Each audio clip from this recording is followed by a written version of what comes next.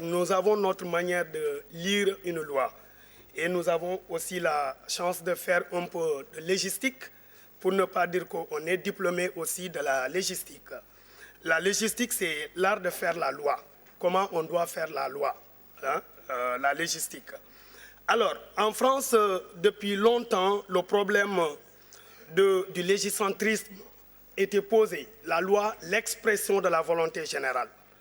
Nul n'a le droit d'aller à l'encontre de la loi parce que la loi émane des représentants du peuple. Mais cela a créé beaucoup de discussions et un grand professeur d'université, Léon Duguy, le fondateur de la faculté de droit de Bordeaux, de l'école de Bordeaux, a écrit en 1932 dans son traité de droit constitutionnel « Méfiez-vous des États qui légifèrent mal, parce qu'ils vont tout le temps traverser des périodes de troubles. » C'est pour casser un peu la loi, l'expression de la volonté générale. Quand la loi émane de nos représentants, on l'accepte, mais aujourd'hui, les lois que nous voyons, ce sont des lois qui émanent et qui représentent une volonté politique. La loi sur l'acte 3 de la décentralisation, la loi sur les daara modernes, la loi sur les universités publiques, où se trouve maintenant la loi, l'expression de la volonté générale. C'est ce qui nous a amené à trouver un certain nombre de failles par rapport à cette loi cadre. Tout à l'heure, mes prédécesseurs panélistes ont très bien démontré les insuffisances de la loi à quelques aspects, parce que dans un premier temps, cette loi ne devait même pas être discutée. Je vous renvoie à l'article 1er de la loi d'orientation, champ d'application. L'article 1er dit « Toutes les lois et tous les règlements qui seront adaptés dans le cadre du domaine de l'enseignement supérieur et de la recherche doivent être conformes à cette loi d'orientation. » Et la loi d'orientation n'a pas encore été votée, on vote une loi cadre. Donc la loi cadre n'a pas sa raison d'être. On a interverti pratiquement la procédure qui consistait d'avoir une loi d'orientation avant d'avoir une loi cadre. C'est une insuffisance. Alors, tout à l'heure, mes prédécesseurs ont parlé des prérogatives qui sont attribuées au conseil d'administration et au conseil pédagogique.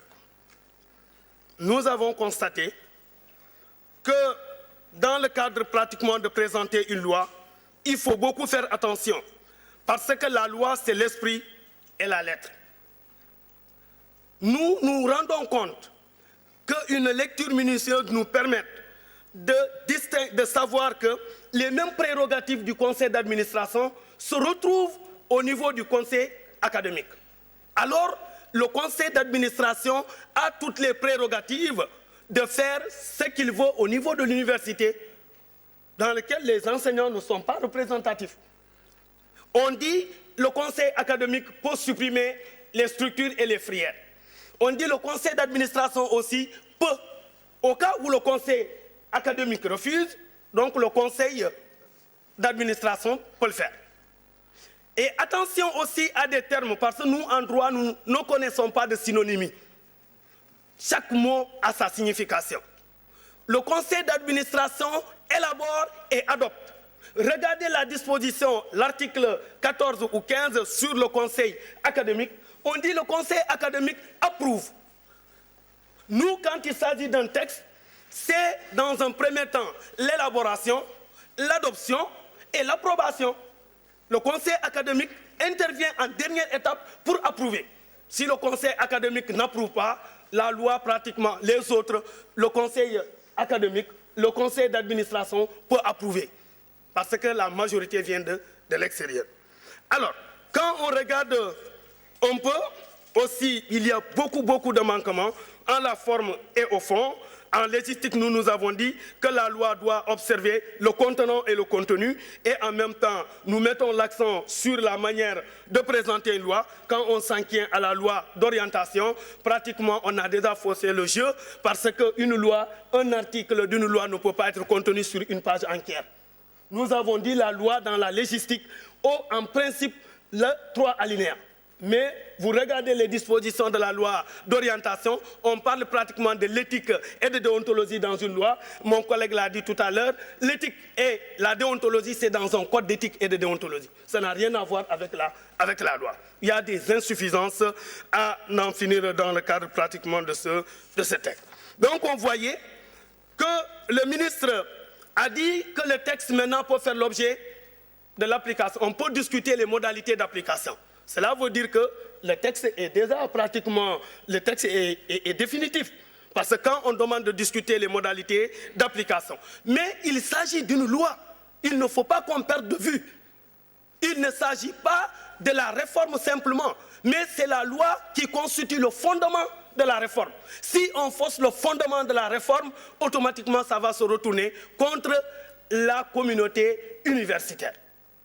Le ministre dit, on peut prendre des circulaires interprétatives, hier je l'ai entendu, on peut prendre des décrets d'application, on peut prendre des arrêtés. La loi est au-dessus, dans la hiérarchie des normes, en deçà de la Constitution.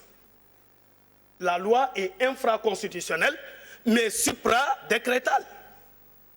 Le ministre ne peut pas nous dire qu'il peut prendre des circulaires interprétatifs qui n'interviennent que dans le cadre d'un règlement.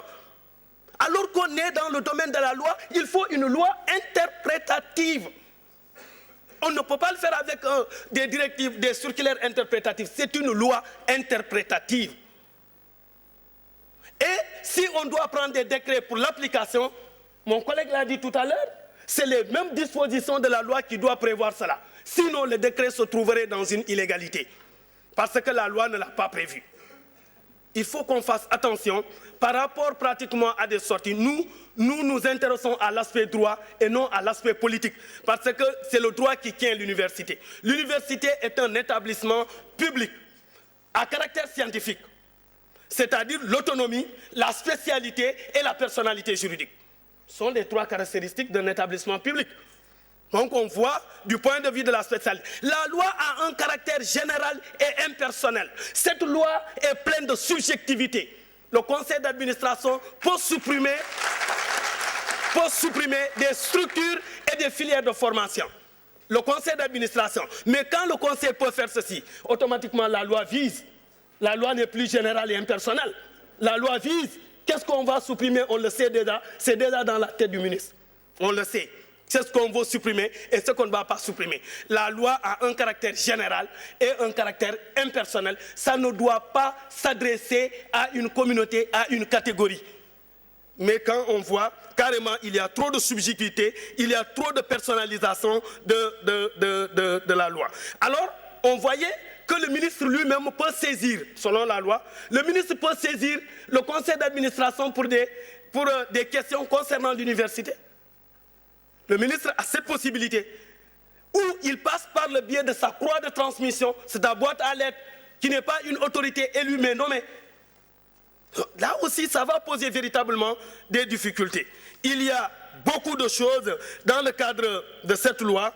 Il y a des insuffisances qui sont contenues de l'article 1er au dernier article de cette loi qui devait faire l'objet de changements parce qu'il y a une confusion totale. Et nous avons dit souvent en légistique que la rédaction d'un acte juridique doit être claire, facile à comprendre, sans équivoque, simple, concise, dépourvue d'éléments superflus.